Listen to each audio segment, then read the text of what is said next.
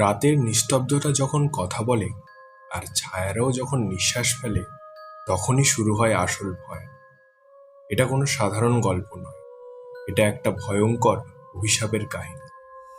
স্বাগত জানাই তোমাদের সকলকে আমাদের ইউটিউব চ্যানেলে মেলোডি অফ স্টোরিজ, গল্পের সুর, যেখানে প্রতিটি গল্প তোমাকে নিয়ে যায় অন্ধকার রোমহর্ষক এক জগতে।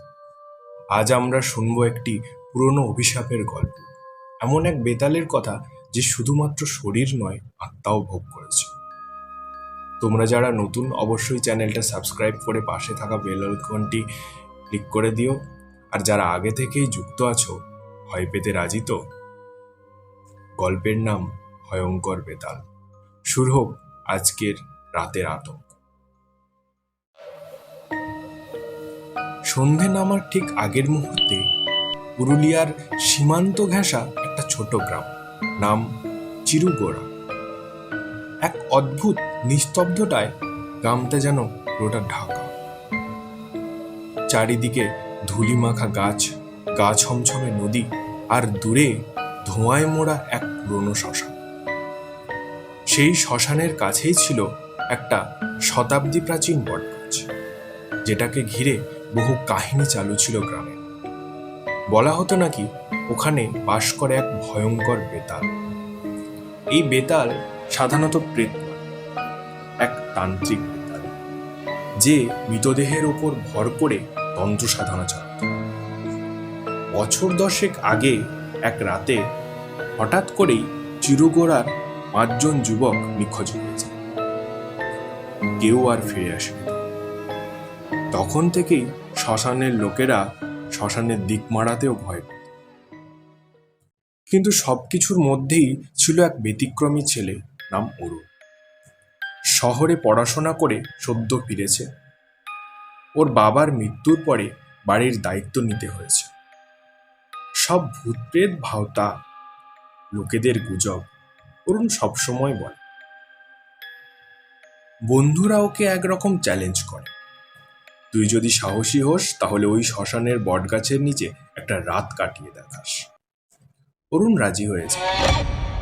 এক পূর্ণিমার রাতে একটা লণ্ঠন, একটা ক্যামেরা আর পকেটে কালীমন্ত্র লেখা কাগজ নিয়ে সে রওনা দেয় শ্মশানের দিকে। রাত তখন ঠিক 12টা।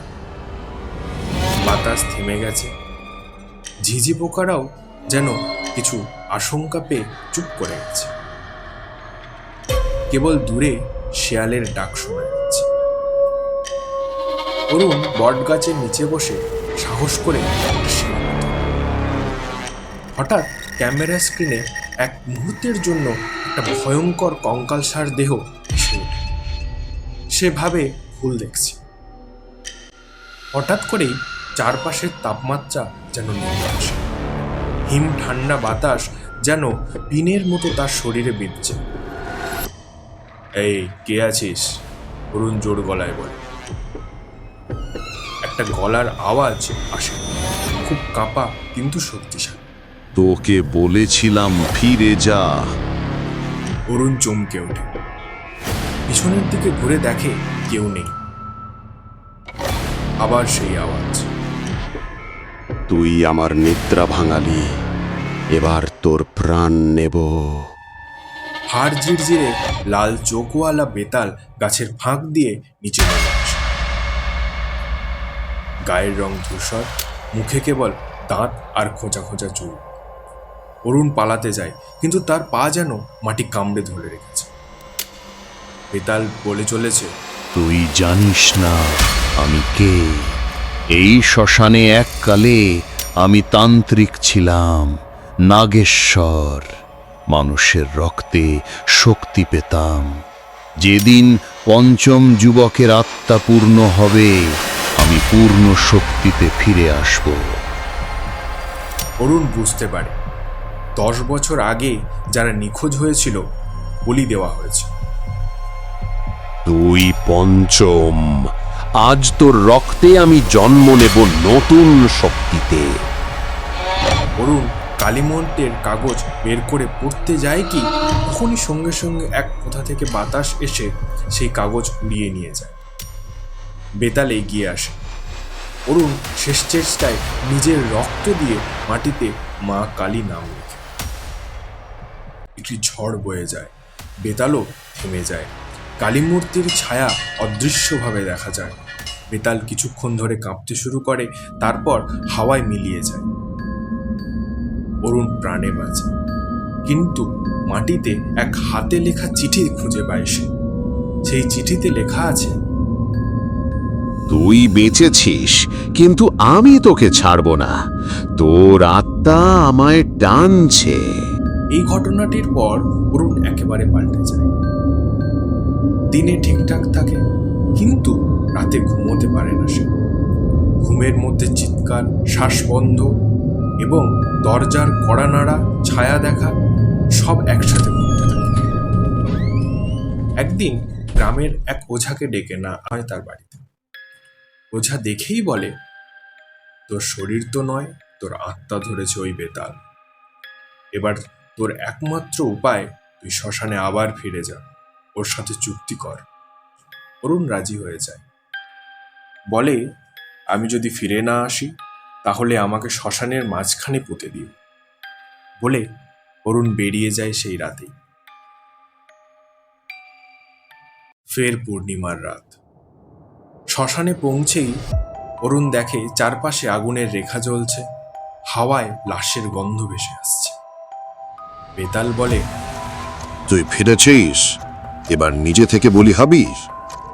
তুই যদি আমাকে ছেড়ে দিস, আমি তোর 25তম বলি হয়ে যাব।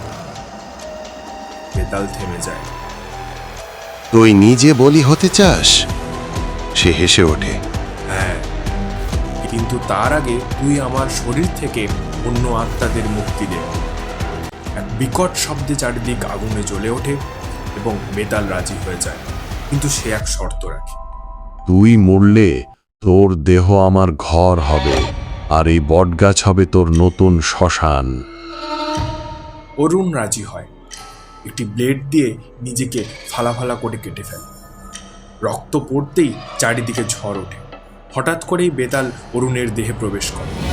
সে হেসে ওঠে, এখন আমি অরুণ, আমি মানুষ, কিন্তু ভিতরে আমি বেতাল। গ্রামের লোকজন আবার নিখোঁজ হতে শুরু করে। কেউ জানে না অরুণ আর অরুণ নেই। সে এখন ভয়ঙ্কর এক বেতাল, যে শহুরে জামা কাপড় পরে, মোবাইল চালায়, কিন্তু রাতে শ্মশানে যায় এবং বলি যায়। আর ওই বটগাছের নিচে এখন জলজল করে একটা নাম খোদাই করা, অরুণ নাগেশ্বর। কেউ শ্মশানের দিকে তাকালেই মনে হয় একজোড়া চোখ যেন তাকিয়ে আছে, তাকে হাতছানি দিয়ে ডাকছে। ভয়ঙ্কর বেতাল এখনো আছে, তো আজ রাতেই কারো নাম সে ডেকে ফেলল।